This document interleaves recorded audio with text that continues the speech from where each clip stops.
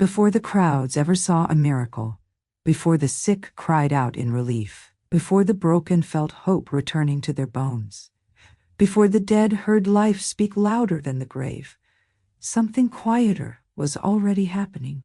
Jesus was praying. He was not beginning with display.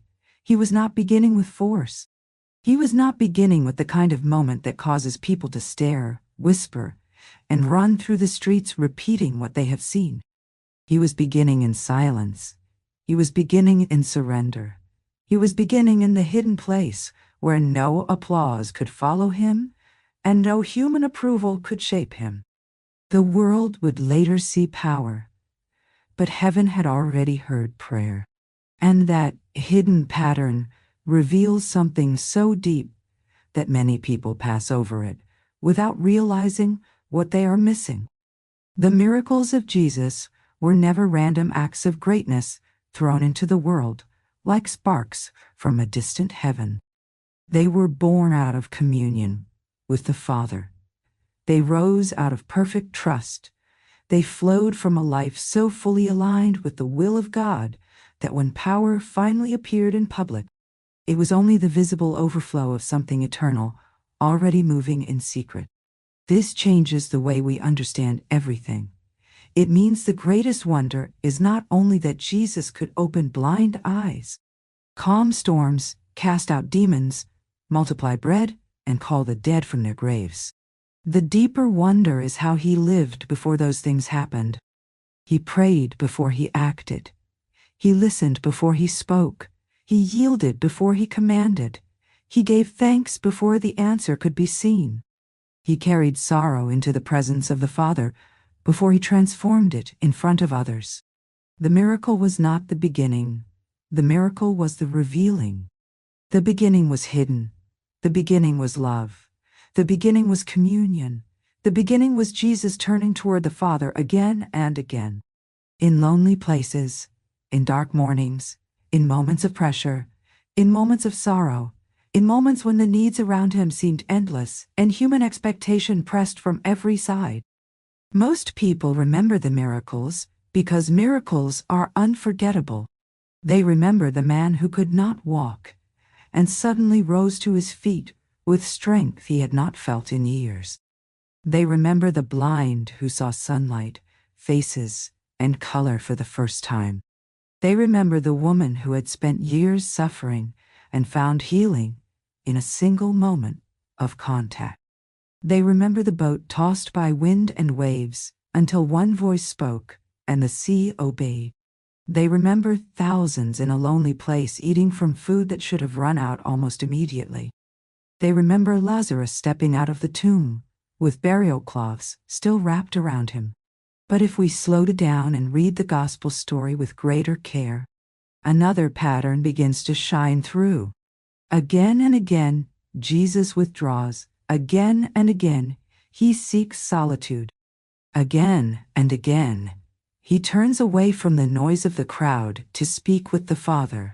The visible ministry that shook the world was rooted in a hidden life that the world could not fully see.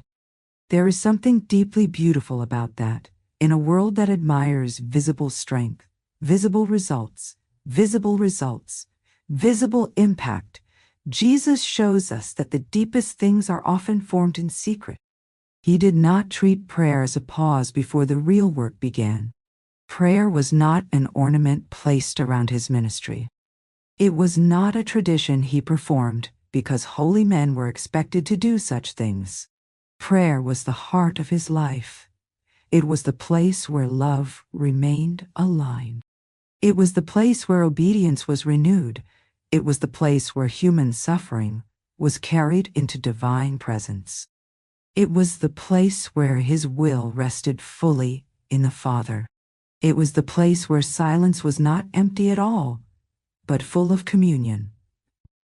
Very early in the morning, while the world was still dark and most people were still asleep, Jesus would rise and go to a solitary place to pray. That image alone can hold a soul for a long time. The darkness of early morning, the silence before the rush of human need, the Son of God stepping away from houses, roads, crowds, and conversation to be alone with the Father. No crowd witnessed those moments with amazement.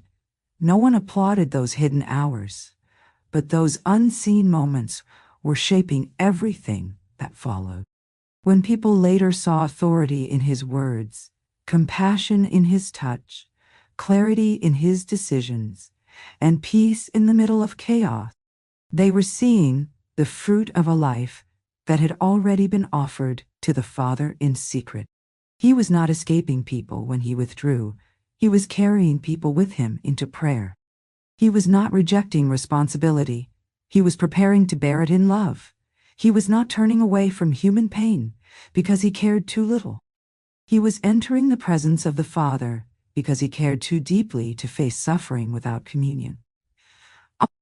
Every wound he would touch, every grief he would stand beside, every storm he would calm, every hungry crowd he would feed, every broken soul he would restore was already being carried in that hidden life of prayer. That is why the miracles of Jesus never feel mechanical. They never feel careless. They never feel like random displays meant to impress. They feel purposeful. They feel compassionate. They feel full of meaning. Because they are not only acts of power, they are acts of relationship flowing from the Son's perfect communion with the Father. This reveals a profound truth about spiritual power. Human beings often want outcomes without surrender. They want visible fruit without hidden roots. They want authority without dependence. They want public impact without private obedience. But Jesus shows a different way. In him, power is inseparable from prayer. Authority is inseparable from prayer. Authority is inseparable from surrender. Compassion is inseparable from communion. He did not act independently. He moved in step with the Father. He did not seek to establish his own separate will. He listened. He yielded. He obeyed. And because of that, every miracle carried the weight of heaven. It was not merely impressive. It revealed the heart of God. Think of the pressure that surrounded Jesus almost constantly. Crowds searched for him. The sick pressed toward him. Demons cried out in his presence. Religious leaders watched him with suspicion. Friends misunderstood him. Desperate people interrupted him. Hungry people followed him. Broken hearts longed for him. Expectations pressed from every side. Yet he was never ruled by that pressure. He was not driven by panic. He was not hollowed out by constant urgency. He did not become a prisoner of need, even though he lived among endless need. Again and again, when the world grew louder, he went back to prayer. Again and again, when the demands increased, he stepped into solitude. He refused to let visible urgency replace hidden communion. And that is one reason his ministry carried such peace, even in the midst of pain. He was not acting from human exhaustion. He was living from divine union. How different this is from the restless rhythm of the world. People often mistake constant activity for faithfulness. They believe that the most devoted life is the busiest one, the loudest one, the most visibly productive one. But Jesus reveals that true fruitfulness is born from being with the Father. He did not separate doing from being. He did not separate mission from communion. He did not rush into visible impact at the expense of hidden intimacy. If the Son of God chose the lonely place, then the lonely place cannot be secondary. If the one who could command the impossible still chose silence before the Father, then silence is not weakness. It is strength hidden from the eyes of the world. When Jesus stood before the tomb of Lazarus, the air was full of grief. The kind of grief that makes every breath feel heavy. The kind of grief that hangs in silence, in questions, in delayed expectations, in tears that have already been falling for days. Lazarus was dead. The sorrow was real. The delay seemed unbearable. Those who loved him had already moved through confusion, disappointment, and that terrible helplessness that stands outside a grave and can do nothing. If Jesus loved them, why had he not come sooner? If he had power, why had he allowed the sickness to go this far? Why let death speak first? Why let mourning fill the house? Why let the tomb close around someone who was loved? Jesus did not stand at that tomb as a cold observer. He did not move through grief as though it were a temporary inconvenience on the way to a greater display of power. He entered the sorrow. He saw the tears. He heard the weeping. He felt the ache in the voices around him, and he wept. Those tears matter so much. They show that divine power does not stand above human pain with indifference. Even when resurrection is only moments away, Jesus does not bypass grief. He honors it. He shares it. He lets love feel the wound before love transforms it. This is one of the most beautiful truths in all the Gospels. God does not only solve suffering in Christ, he enters it. Then Jesus prays. He lifts his eyes to the Father and gives thanks that he has been heard. Notice that carefully. He gives thanks before the miracle has visibly happened. He gives thanks while death still seems to hold the scene. He gives thanks while the stone still stands there and sorrow still grips the hearts of everyone watching. That is not denial. It is not emotional detachment. It is faith rooted in relationship. Jesus does not wait for Lazarus to step out before offering gratitude. His thanksgiving is not dependent on visible proof. It rises from intimacy with the Father. He knows he is heard. He knows heaven is not silent. He knows the Father is present in the place that humans most fear. And from that place of trust, he speaks life into death. Lazarus, come out. Those words still carry a kind of holy thunder through time. The dead man walks out. The impossible stands before everyone in visible form. But the miracle began before the command. It began in communion. It began in gratitude. It began in the unbroken relationship between the Son and the Father. That is what the prayer reveals. Resurrection power does not appear out of nowhere. It emerges from a life that is already fully aligned with God. The same pattern appears in the feeding of the multitude. Thousands gather, hunger spreads. The disciples see the problem immediately. The resources are painfully small. A few loaves, a few fish, not enough for a crowd this large, not enough for a fraction of the need. Human calculation reaches its limit almost at once. But Jesus does what he so often does. He looks up. He gives thanks. Once again, gratitude comes before visible change, before abundance appears. Thanksgiving rises before multiplication begins. The Father is acknowledged. That moment tells us something essential about the nature of faith in Jesus. He does not let scarcity define the atmosphere. He lets the presence of the Father define it. He receives the small offering, lifts it in gratitude, and breaks it. Then the little becomes enough. Then enough becomes abundance. Then abundance becomes overflow.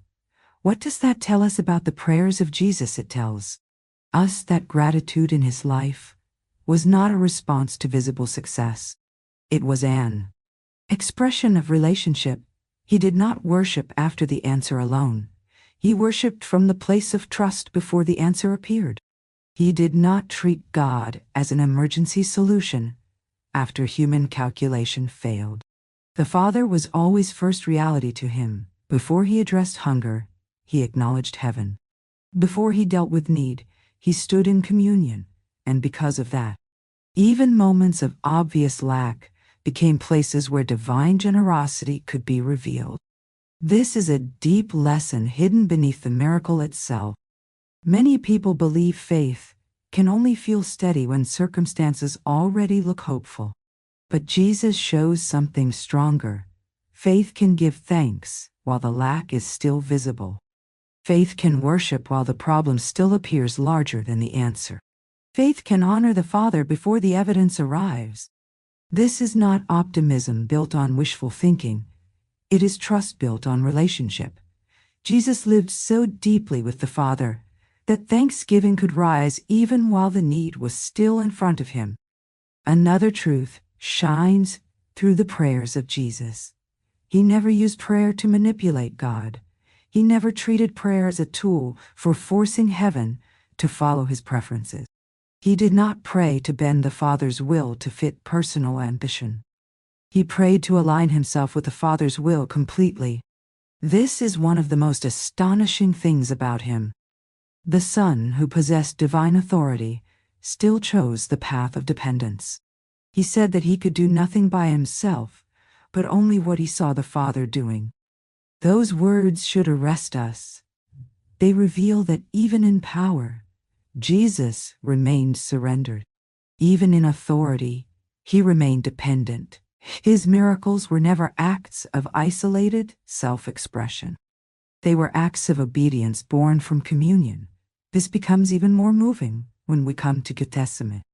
Before the cross, before the resurrection, before the victory that would echo through all eternity. There is a garden, there is night, there is sorrow so heavy it seems to saturate the air. Jesus knows what is coming. Betrayal is near, violence is near, shame is near. The suffering of the cross is no longer a distant shadow. It is at the door, and in that place, he prays with a depth of honesty that is almost unbearable to witness. Father, if it is possible, let this cup pass from me. Yet not my will, but yours be done. Those words reveal the heart of Jesus more deeply than many miracles ever could. There is no pretense in them, no shallow detachment, no religious performance. His anguish is real. The weight is real. The cost is real. He does not pretend obedience is painless. He does not call suffering easy.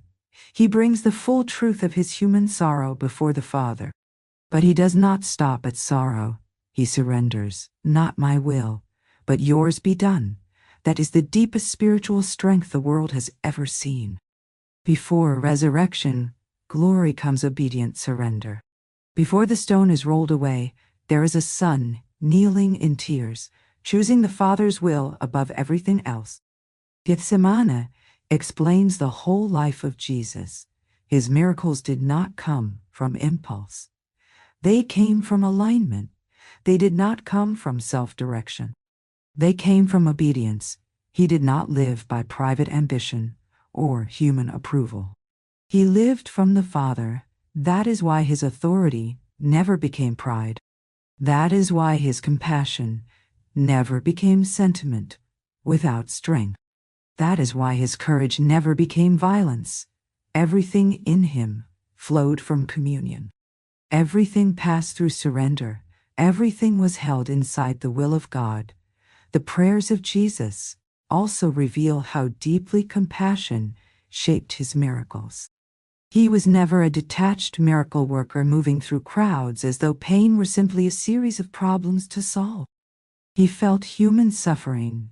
He saw beyond symptoms to souls. He was moved with compassion. Again and again, the Gospels tell us this. He saw the people as sheep without a shepherd. He saw the sick. He saw the desperate. He saw the isolated. He saw the ashamed. He saw the weary. His power did not rise from cold distance. It rose from love. Think of the leper who had lived with distance, written over every part of his life. No one wanted to touch him. No one wanted to come near him. The disease was not only physical suffering, it was social exile. It was isolation. It was the slow destruction of ordinary belonging. When Jesus reached out to such a person, the miracle began before the skin changed. It began in the touch. It began in the refusal to recoil. It began in a compassion so pure that it could move toward human contamination without fear. Prayer had formed that kind of heart in him. Communion with the Father made him free to love with holy courage. Think of the woman who had suffered for years and had almost certainly learned what it means to live in quiet desperation. Think of the father terrified for his child. Think of the mother carrying grief like a stone in her chest. Think of the blind man who had lived in darkness so long that hope itself may have felt dangerous. Jesus never treated these people like interruptions. He never turned them into tasks. He met them as persons, as souls, as beloved human beings. That is why his miracles restored more than bodies. They restored dignity. They restored belonging. They restored hope. They restored the sense that God had not forgotten them. Prayer preserved this tenderness in him. He was never numbed by constant exposure to pain. He did not become efficient at the cost of love. Hidden communion kept his compassion alive. He could stand in front of endless need without becoming spiritually shallow, because he did not draw from merely human reserves. He lived from the Father's love.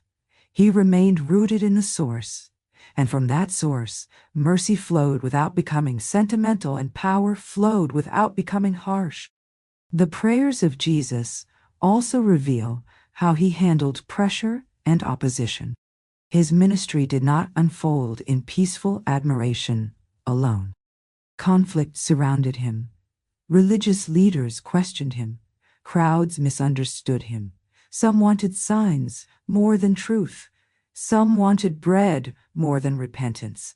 Some wanted a king of earthly power more than the suffering servant of God. Some wanted to trap him. Some wanted to silence him. Yet opposition did not twist his heart into bitterness or fear. Pressure drove him deeper into prayer. Before choosing the 12 disciples, Jesus spent the night in prayer. That is a remarkable detail. The future of his earthly mission would be entrusted to ordinary flawed men. Men who would misunderstand him, fail him, argue with each other, run away in fear, and yet eventually carry the message of his kingdom into the world. Jesus did not make that decision casually. He did not simply rely on instinct. He prayed through the night, under the darkness of the sky. In the silence of communion, he carried that decision before the Father. That means even his discernment about people flowed from prayer. He did not merely evaluate outward ability. He received direction from the Father. How different that is from the impulsive pace of the world. Human beings often choose first and pray afterward. They speak first and reflect later. They act quickly, then ask God to bless what has already been decided. But Jesus moved with another rhythm. Seek first, listen first, yield first, then act. This did not make him passive. It made him clear. His decisiveness was not the decisiveness of ego. It was the decisiveness of alignment. He could move with confidence because he had already been still before the Father. Even when crowds praised him, prayer kept him pure. Even when admiration grew, he withdrew. He refused to build his identity on human response. He did not let public enthusiasm define his mission. That is one of the most revealing features of his life. So many people are shaped by applause, driven by recognition, and weakened by the hunger to be seen. But Jesus remained turned toward the Father when people marveled. He went back to solitude. When crowds increased, he often moved away to pray. When the visible success of his ministry could have fed human ambition, he chose hidden communion instead. Prayer guarded him from self-glory. This is why his miracles never feel like spectacles for the sake of spectacle. They always point beyond themselves. They reveal the heart of the Father. At the tomb of Lazarus, Jesus says that he speaks aloud for the sake of those standing there, that they may believe the Father sent him. The miracle is not an end in itself. It is a sign. It is a revelation. It is an invitation to faith. Jesus does not seek applause. He seeks the Father's glory. He wants people to see God more clearly. That is why his prayers are so pure. They are not self-centered. They are God-centered. At one point, he prays, "Father, glorify your name." That cry opens a window into the deepest desire of his life. Not my fame, not my comfort, not my image, your name, your glory, your will. This is the center of everything. Jesus did not perform miracles to build his own separate kingdom of admiration. He moved so that the Father would be known. Every healing, every deliverance, every act of mercy, every sign of power carried this purpose within it. Prayer kept that purpose pure. Prayer kept him anchored in divine glory, rather than human praise. There is also something strikingly simple about the way Jesus prays. He does not pray as though the Father is far away and must be persuaded to care. He does not use grand language to impress others. He does not create spiritual drama for effect. His prayers come from nearness, they come from intimacy. Even when he is in anguish, he is turned toward the Father. Even when the cup is bitter, he is still speaking to the one he trusts. That teaches us something essential. Prayer is not only asking, prayer is relationship. Prayer is the life of the heart open to God. In Jesus, prayer includes silence, gratitude, sorrow, surrender, trust, listening, and love.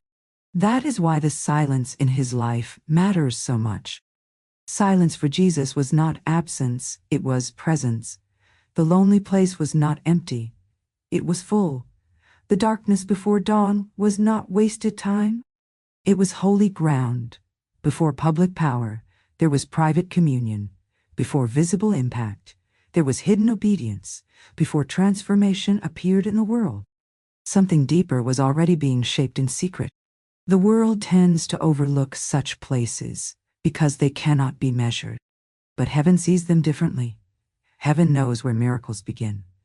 The calming of the storm reveals this beautifully. The disciples panic. The sea becomes violent. Wind and water rise like forces too large for human control.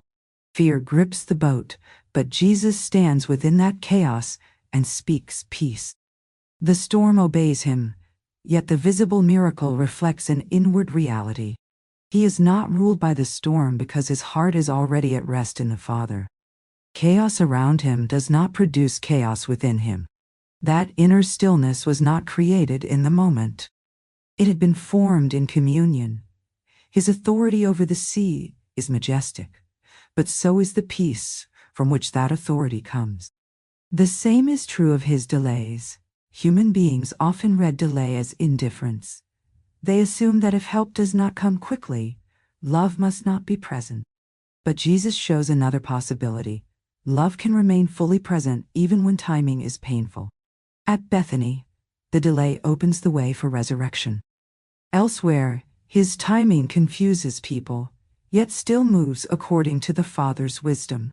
Prayer had formed in him a trust deeper than immediate appearances. He did not live under the tyranny of urgency.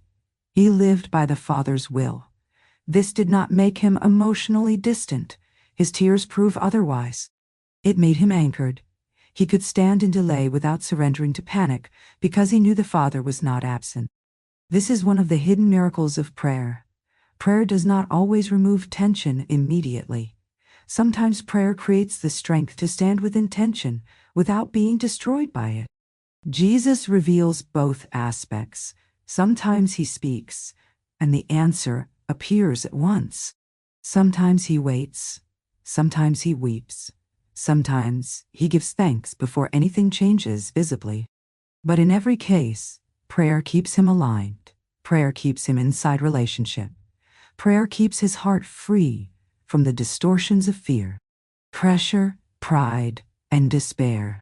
When we look closely, we realize that the greatest miracle in the life of Jesus may not be any single sign that shocked the crowd. The greatest miracle may be the perfection of his communion with the Father.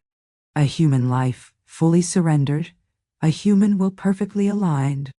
a heart that remains faithful in solitude, sorrow, pressure, compassion, gratitude, obedience, and suffering. Every outward miracle flowed from that deeper wonder. Jesus did not merely do miraculous things. He lived miraculously in relationship with the Father. This is why the cross stands at the center of everything. All the other signs point toward it. The healings, the multiplied bread, the raised dead, the calmed storms, the forgiven sinners. They all reveal pieces of the kingdom, but the cross reveals the deepest heart of God. And even there, prayer remains central. In Gethsemane, in the darkness of suffering, in the cry from the cross, Jesus is still turned toward the Father.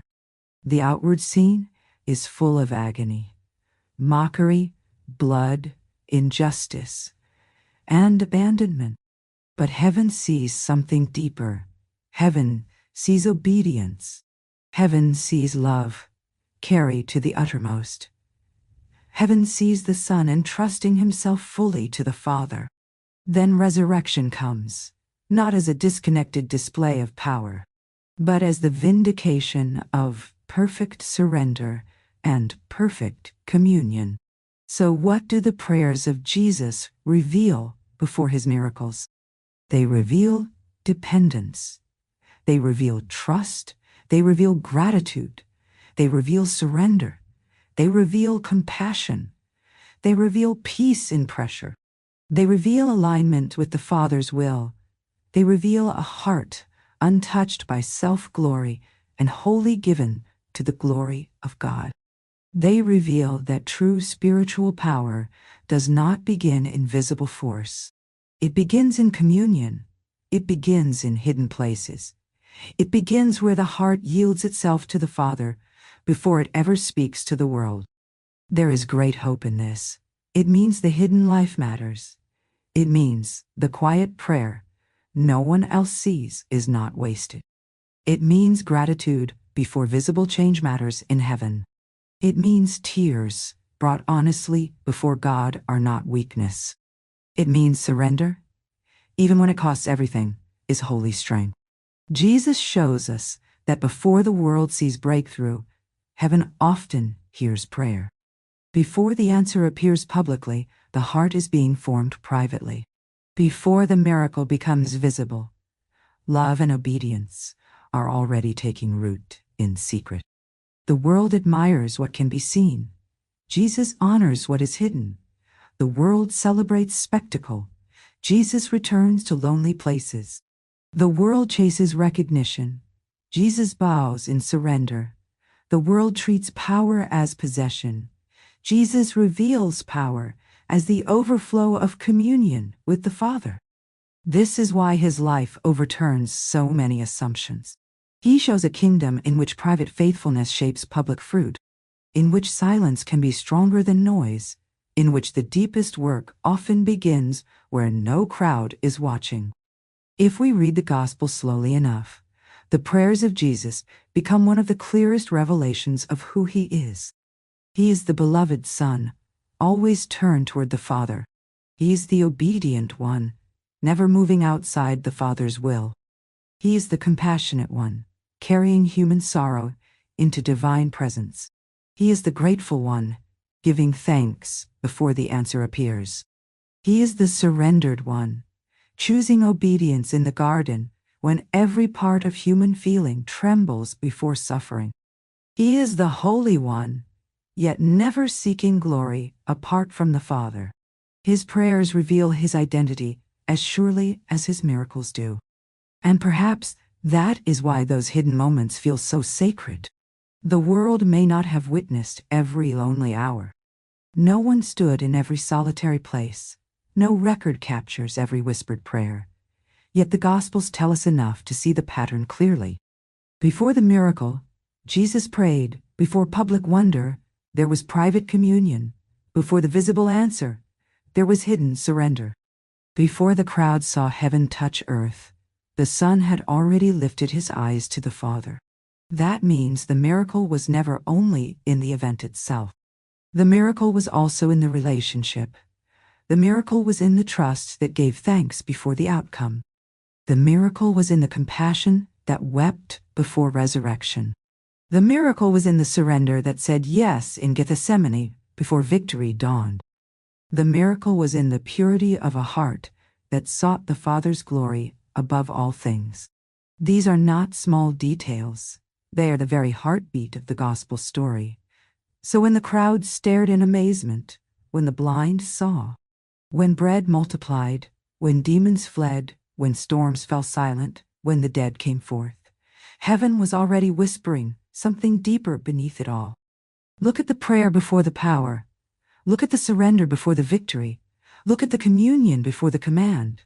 Look at the love before the miracle. The world saw the visible sign, but the Father had already seen the hidden place.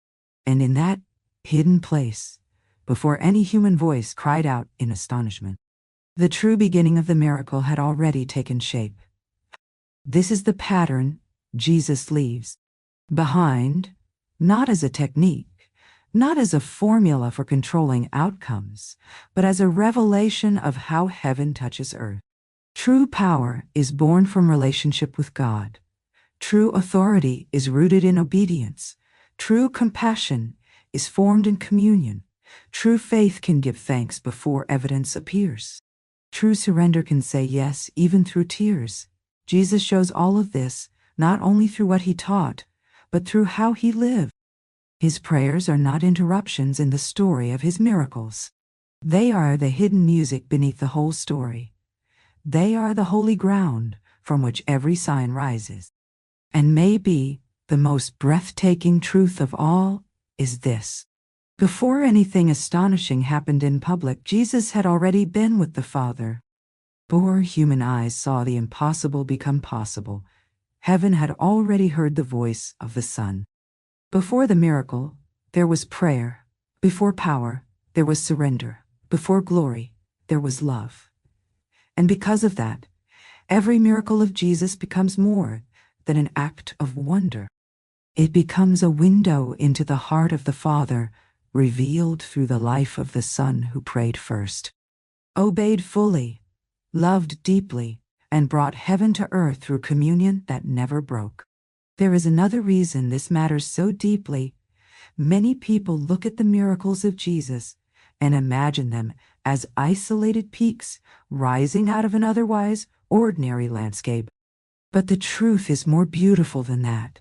The miracles were not interruptions of his life with the Father. They were expressions of it. Prayer was not what happened before ministry resumed. Prayer was where ministry was continually born. Every word spoken over the sick, every act of mercy, every confrontation with darkness, every moment of wisdom under pressure carried the imprint of hidden communion. What people saw in public was only the surface of a deeper current moving between the Son and the Father. This means that the secret life of Jesus is not a footnote to the gospel. It is central to the gospel. We often focus on the extraordinary because human attention is drawn to visible power. But heaven sees the lonely place differently. Heaven sees the whispered gratitude, the honest surrender, the silent waiting, the early rising, the turning away from crowds to seek the Father. Heaven sees the hidden acts that human beings overlook. And in the life of Jesus, those hidden acts were not empty pauses between important events. They were the sacred center from which everything else flowed. Consider how easily power can become corrupted in human hands. Power without prayer becomes pride. Power without surrender becomes control. Power without compassion becomes cruelty. Power without the glory of God becomes self-glory. But none of that happens in Jesus. In him, authority remains pure because it is rooted in the Father. In him, mercy remains deep because it is fed by communion. In him, courage remains holy because it is shaped by obedience. This is why his presence affects people so differently than worldly power does. He does not dominate to elevate himself. He restores to reveal the Father. He does not force awe for his own sake. He awakens faith. He does not seek to be admired as an isolated wonder. He seeks to make God known. Think again about the many times Jesus stepped away when people would have expected him to stay. After great moments of impact, he often withdrew. After healing crowds, he withdrew. After attracting attention, he withdrew. After miraculous provision, he withdrew. This is not accidental. He was refusing the intoxicating pull of public momentum. He was refusing to let ministry become detached from communion. He knew that if the visible became disconnected from the hidden, the meaning would be lost. So he returned again and again to the Father. His life was a steady refusal to let outward success replace inward union. That pattern reveals the holiness of restraint. Not every opportunity was embraced simply because it was available. Not every demand was treated as ultimate. Not every expectation of the crowd defined his movement. Jesus was not driven by the frantic energy that so often governs human action. He was led. He was aligned. He was listening. This is why even his refusals were full of meaning. Sometimes he moved on when people wanted him to stay. Sometimes he remained silent when people demanded answers. Sometimes he delayed when people begged for immediacy. But his actions were never careless. They were rooted in the Father's will. Prayer gave him the freedom not to be ruled by pressure. This is especially important in a world addicted to urgency. Human beings often believe that the loudest voice must be obeyed first. The most immediate pressure must define action. The most visible crisis must consume the heart. But Jesus reveals another order. The Father's voice comes first. Communion comes first.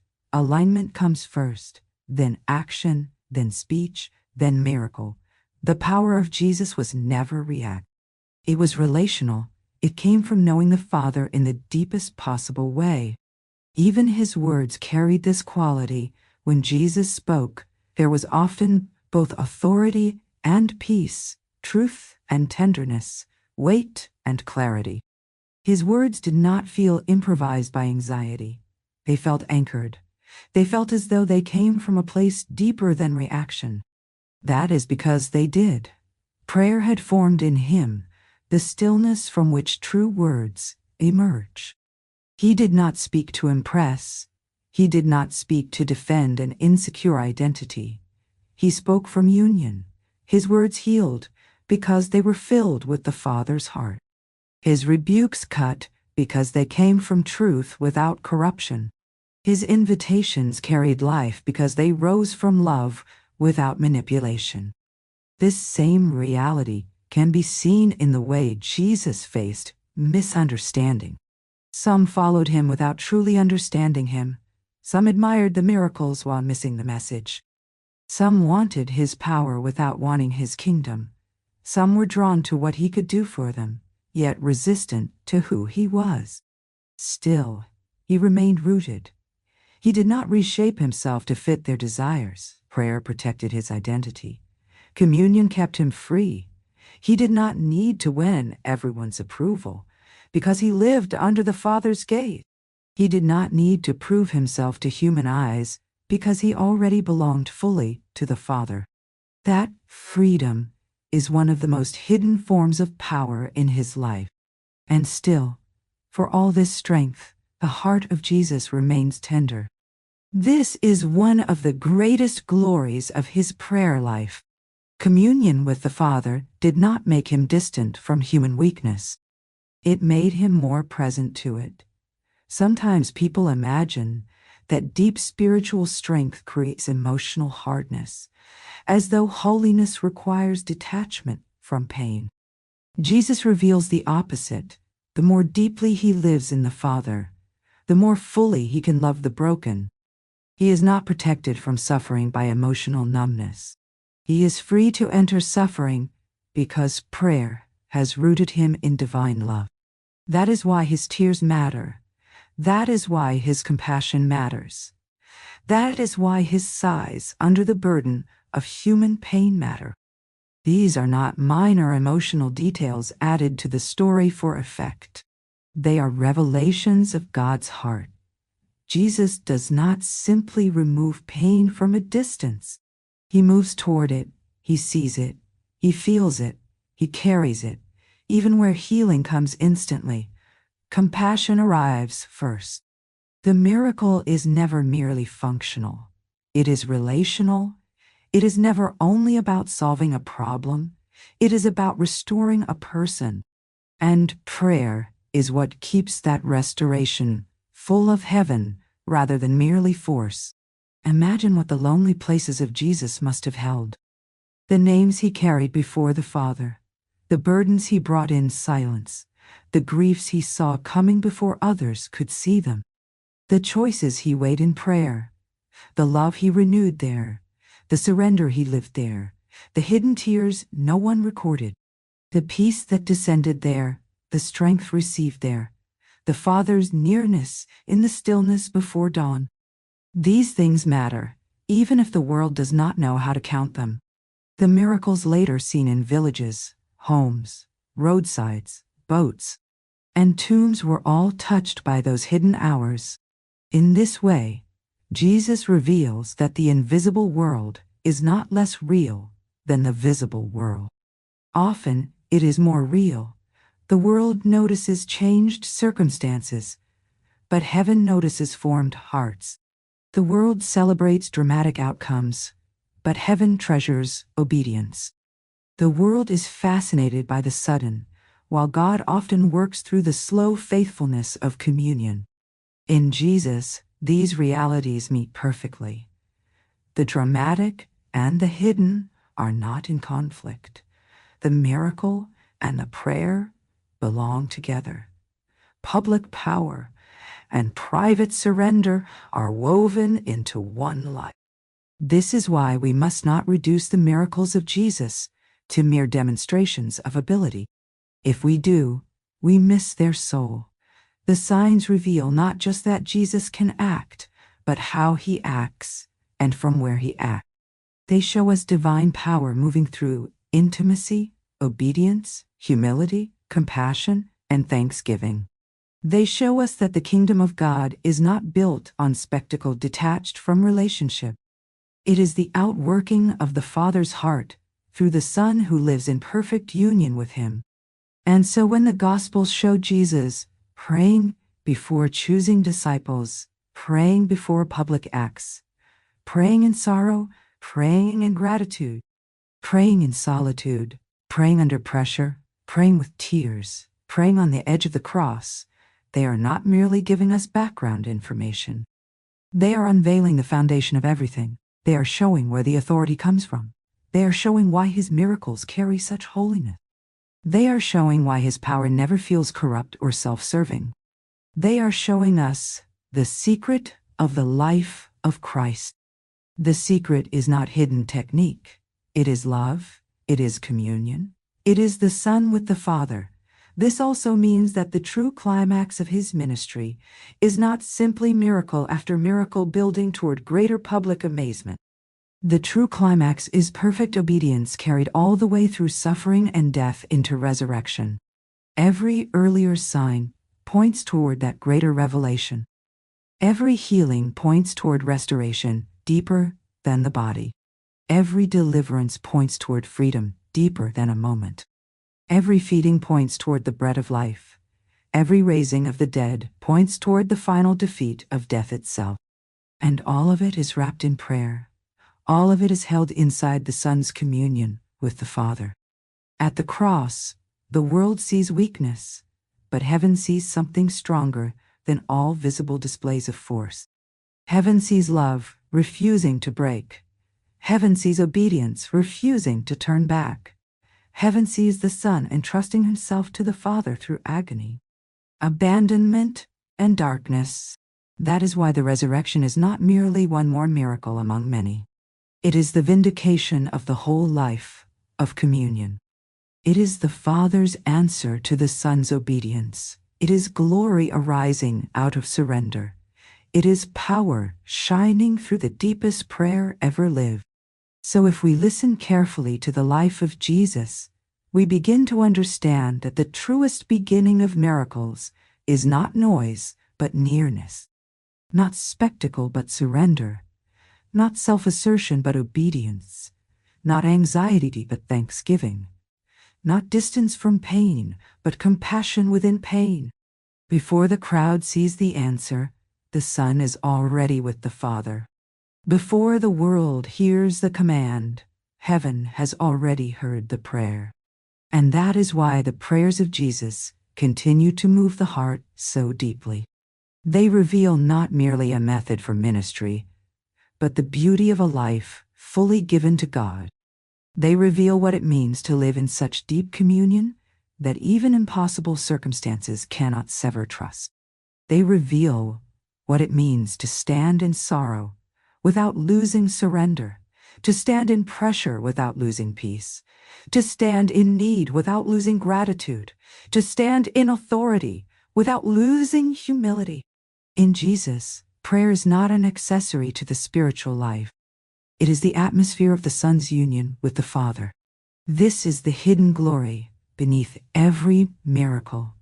And once you see it, you cannot unsee it. The lonely place matters, the lifted eyes matter, the whispered thanks matter, the tears matter, the garden matters. The surrender matters, the early morning silence matters, the turning away from applause matters, the refusal to act apart from the Father matters. All of it matters because all of it reveals where heaven touches earth. So before the blind saw, Jesus had been with the Father. Before bread multiplied, Jesus had been with the Father. Before Lazarus walked out of the tomb, Jesus had been with the Father. Before the storm fell silent, Jesus had been with the Father. Before the cross, Jesus had been with the Father. Before resurrection dawned, Jesus had been with the Father. This is the pattern. This is the beauty. This is the hidden beginning of power. And perhaps that is the final wonder. The crowds remembered the signs. History remembers the miracles, but heaven treasures the communion from which they came. The world saw the visible glory. The Father heard the hidden prayer, and in that secret place, long before human astonishment filled the air, the deepest miracle had already begun.